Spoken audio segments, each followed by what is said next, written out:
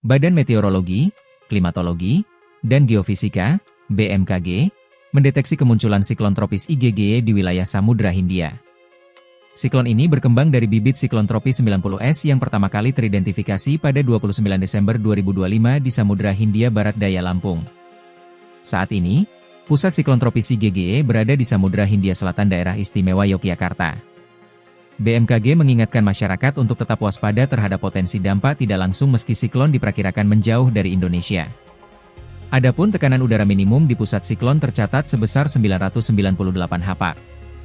BMKG memperkirakan siklon tropis IGG akan mengalami pelemahan dengan arah pergerakan ke barat daya dan menjauhi wilayah Indonesia dalam 24 jam ke depan.